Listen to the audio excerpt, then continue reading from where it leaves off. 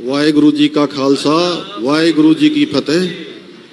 पूज्य गुरु ग्रंथ साहब, और आज यात्रा के इस बहुत ही पावन दिवस पर, बहुत सुंदर दिन है आज, जब हेमकुंड साहब की यात्रा प्रारंभ हो रही है।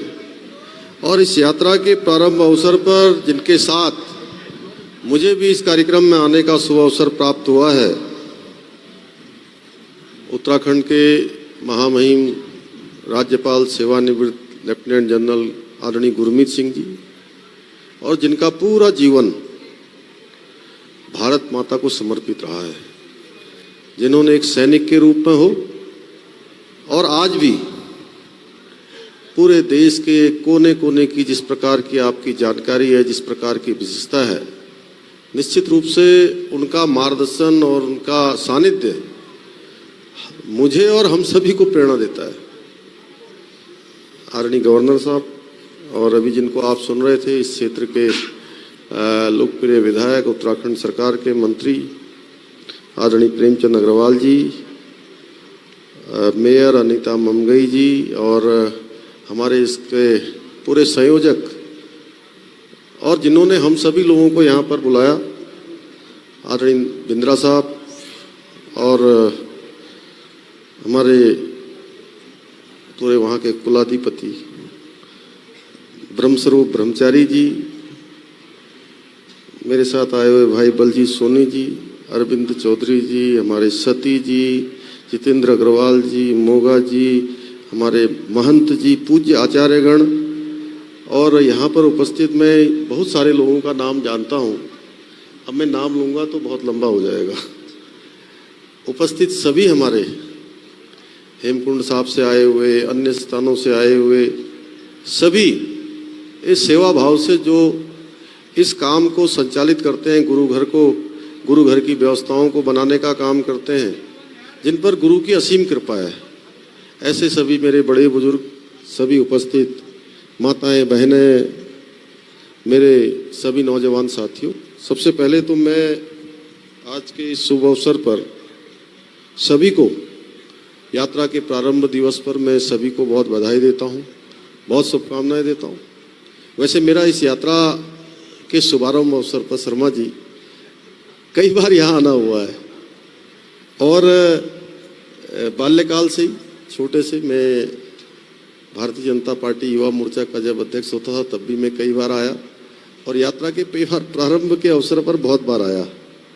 लेकिन मैं आज अपने को सौभाग्यशाली मानता हूँ कि मुझे मुख्य सेवक के रूप में आज गवर्नर साहब के साथ इस यात्रा के प्रारंभ अवसर पर आने का अवसर मिला है, और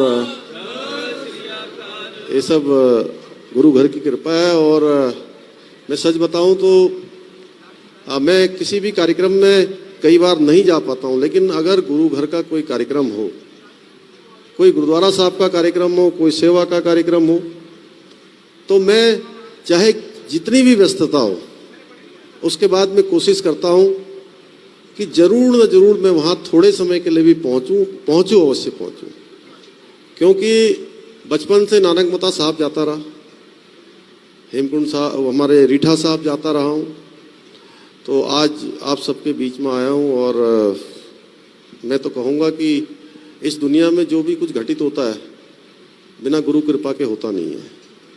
हम लोग बहुत सारी बातें सोचते हैं, कई बार सोचते हैं हम ये करेंगे, हम वो करेंगे, ऐसी योजना बनाएंगे, लेकिन योजना क्या है, बनाने वाले गुरु हैं, उनके बिना एक पत्ता भी नहीं हिलता है।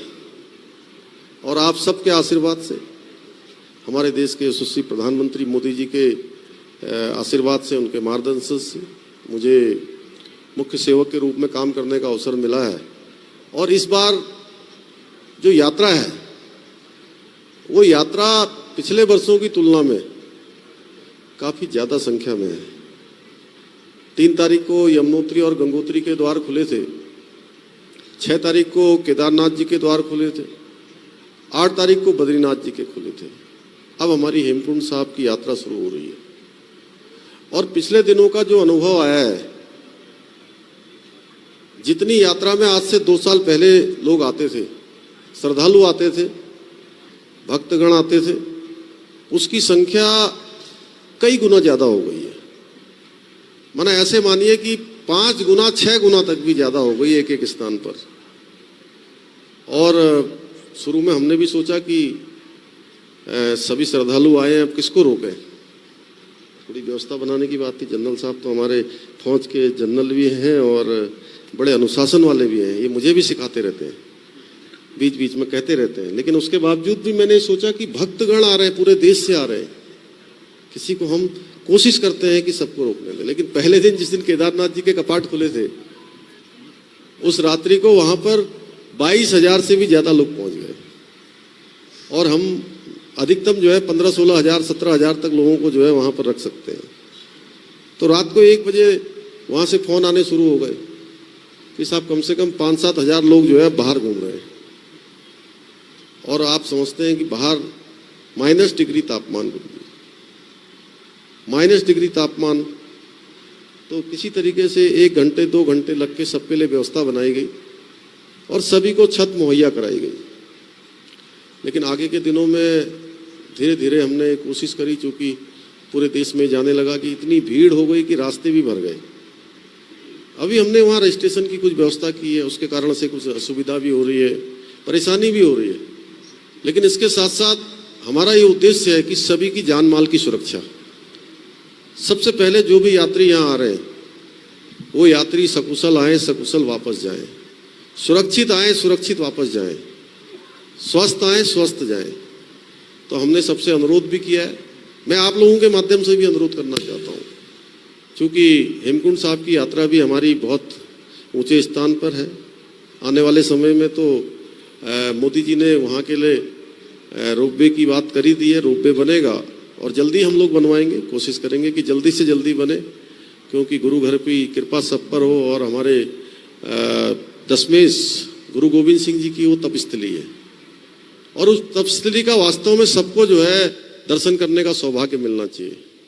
लेकिन आज क्या है कि परिस्थिति थोड़ा सा भिन्न है। जैसे अभी मैं इसलिए कह रहा हूँ क्योंकि आपके माध्यम से सभी लोगों को पता लगेगा कि 40-42 लोग अभी तक, हालांकि लाखों लोग यहाँ आए हैं, उनमें से चूंकि स्वास्थ्य कारणों से, अन्य कारणों से, उसमें जो है हमारे बीच में से चले भी गए हैं। लेकिन क्या है कि 1-2 दिन इस प्रकार का वातावरण बना कि सब यात्रा के कारण से हो रहा है, जबकि यात्रा के कारण से नहीं हो रहा है। अभी आपने जनरल साहब तो हमारे लेह लद्दाख में रहे हैं और हैल्टी पर रहे हैं। आप सब लोगों को, कम लोगों को पता होगा कि आप चीन के मामलों के भी विशेषज्ञ हैं। जो हमारी फौज के अंदर एक स्पेशलिस्टी होती है, विशेषज्ञता होती है, वो आपको है। तो ये हैल्टी पर जितने भी ऐसे स्थान हैं, उन स्थानों पर जाने से पहले क्या है कि हमको उन स्थानों के नज़दीक आकर कहीं पर रुकना होता है, थोड़ा अपने आप को उसके अनुकूल बनाना होता है, उस टेम्परेचर के, उस मौसम के, उस हैल्टी के। लेकिन बहुत सारे लोग क्या सीधे ही चढ़ जा रहे हैं और हम लोग जो स्वस्थ लोग हैं वो भी अगर वहाँ जाते हैं तो उनको भी वहाँ पर परेशानी हो जाती है। इसलिए मैंने सबसे अनुरोध किया है कि आप यात्रा में जाने से पहले जो स्वस्थ हैं उनको ही पहले अभी यात्रा करनी चाहिए, और जिनको मेडिकली डॉक्टर ने कहा है कि आप यात्रा कर लें वो यात्रा करें। और अगर थोड़ा भी अस्वस्थता महसूस हो रही है तो थोड़ा रुक के कर लें। और गुरु घर का तो बुलावा आएगा सबको, जबरदस्ती करने की आवश्यकता नहीं है। देखिए ये ऐसे स्थान होते हैं, इन स्थानों पर कोई भी अपनी मर्जी से कभी नहीं जा सकता।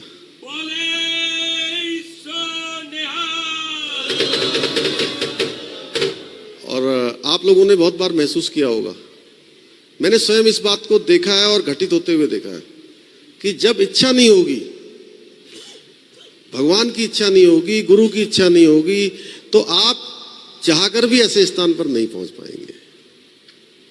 तो मैं चाहता हूं कि हमारी हेमकुंड साहब की यात्रा जैसे बरसों से चलती आ रही है और अच्छी चले। हमारी सरकार की तरफ से बिंद्रा साहब बता रहे थे, जितनी भी बातें आपने रखी हम कोशिश कर रहे हैं वो सारी की सारी हो जाए, सारी की सारी पूरी हो। क्योंकि हमारे देश के प्रधानमंत्री जी का जो सिख धर्म से प्रेम है वो किसी से छिपा हुआ नहीं है। इतने सारे काम उन्होंने किए हैं, चाहे आज करतार कॉरिडोर की बात हो, चाहे आज वो उनके जब उन्होंने इमरजेंसी के समय में उन्होंने अपने गुप्त प्रवास में एक सिख का ही वेश धारण किया था। तो उनका अपना एक लगाव है, बहुत सारे काम वो लगातार कर रहे हैं। आप देख रहे होंगे पिछले दिनों में वो पंजाब के सारे जो हमारे सिख धर्मगुरु हैं सबसे मिले हैं, एक एक करके मिले हैं। और इसका एक उदाहरण है, आज धर्म हो, संस्कृति हो, हमारा अध्यात्म हो, इसके उत्थान का काम किसी के नेतृत्व में हो रहा है तो हमारे देश के प्रधानमंत्री नरेंद्र मोदी जी के नेतृत्व में हो रहा है।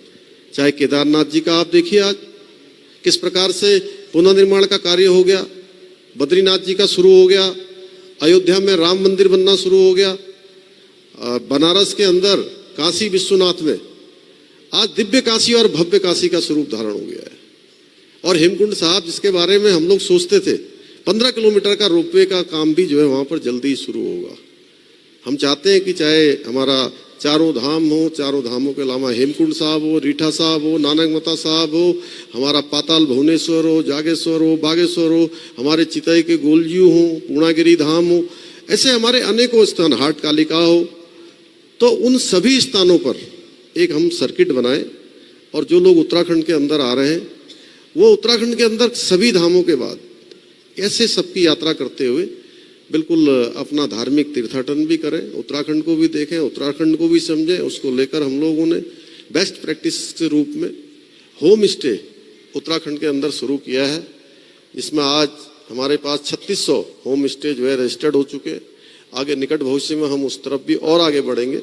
बहुत सारी योजनाएं कि आज का समय नहीं है, मैं कभी किसी फिर कार्यक्रम में बताऊंगा। आज मैं आप सबका आभारी हूँ, धन्यवाद देता हूँ।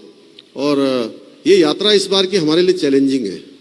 बिंद्रा साहब, आप सबके माध्यम से भी हमारे सब जितने भी यहाँ पर हमारे संतगण बैठे हैं उनसे भी निवेदन करूँगा, और कुलपति जी आपसे भी अच्छा कोई बात नहीं, आप कुलपति एक बार लग गया ना, जैसे हमारे जनरल साहब बैठे हैं, अब इनको कोई पूर्व सैनिक नहीं कह सकता। सैनिक को मैं कभी पूर्व सैनिक नहीं मानता हूँ, सैनिक हमेशा सैनिक रहता है। तो सभी लोगों को इस बार जिस प्रकार की यात्रा में लोग आ रहे हैं, इस यात्रा को ठीक प्रकार से संचालन करना उत्तराखंड के हर एक नागरिक का कर्तव्य है, हर एक गुरु घर से जुड़े हुए सेवादार का कर्तव्य है कि इस यात्रा में अपना सहयोग करें, लोगों का ठीक प्रकार से मार्गदर्शन करें। और लोगों से कहिए कि जब सब व्यवस्थाएं हो जाए, रजिस्ट्रेशन अच्छे से हो जाए, रहने की व्यवस्था हो जाए, जाने की व्यवस्था हो जाए, तभी वो यात्रा प्रारंभ करें। उससे पहले करेंगे तो परेशानी होगी। और हम लोग नहीं चाहते, उत्तराखंड का मुख्य सेवक होने के नाते, अगर आने वाले एक भी तीर्थयात्री को, एक भी श्रद्धालु को अगर परेशानी हो रही है तो व्यक्तिगत रूप से मुझे परेशानी होगी। और मैं जानता हूं कि आप सब लोग व्यवस्था बनाने वाले लोग हैं। मैंने देखा है, अभी प्रेमचंद अग्रवाल जी कह रहे थे कि रास्ता हटाने के लिए एक एक यात्री जो है उसमें लग जाता है। और मैं एक बार की बात बताऊं आपको कि 2008 में एक बार बहुत बारिश आ गई उधर उधम सिंह नगर में सर, और मैं रात को वहां से निकल रहा था उस बारिश में, तो मैंने देखा कि वहां पर हमारे जो नानक मता कार सेवा वाले लोग हैं, वो रात में सारा का सारा नानक सागर जो है पूरा बंद कर रहे थे बोरियां लगा के बारिश में। मैं रुका तो मैंने कहा क्या हो रहा है? बोले देखिए थोड़ा सा बच गया है, अगर वो लोग नहीं आते तो पूरा बांध बह जाता उस समय। तो ये हमारा जो ये सिख धर्म है, ये हमेशा से वीरता का, शौर्य का, पराक्रम का और त्याग और बलिदान का इतिहास रहा है। तभी हमारे गुरु गोविंद सिंह जी ने कहा कि 1.25 लाख से एक लड़ाऊं, चिड़ियों से मैं बांस तोड़ाऊं, गुरु गोविंद सिंह में नाम कहाऊं। तो मैं आप सबका धन्यवाद करता हूं कि आपने मुझे भी गवर्नर साहब के साथ यहाँ बुलाया, आप सबके इसमें शामिल हुआ और मुझे आत्मिक खुशी हो रही है। मेरी बहुत बहुत शुभकामनाएं। और जो भी यात्रा से संबंधित या हेमकुंड साहब के लिए जिस प्रकार की भी व्यवस्था बनेगी, उस सारी व्यवस्थाओं में हम लोग, सरकार आपके साथ कंधे से कंधा मिलाकर खड़ी है। आप सबका बहुत बहुत धन्यवाद। वाहेगुरु जी का खालसा, वाहेगुरु जी की फतेह। DPMI सिर्फ शिक्षा और हुनर ही नहीं बल्कि सम्मान के साथ सुनिश्चित रोजगार। Thank you, DPMI.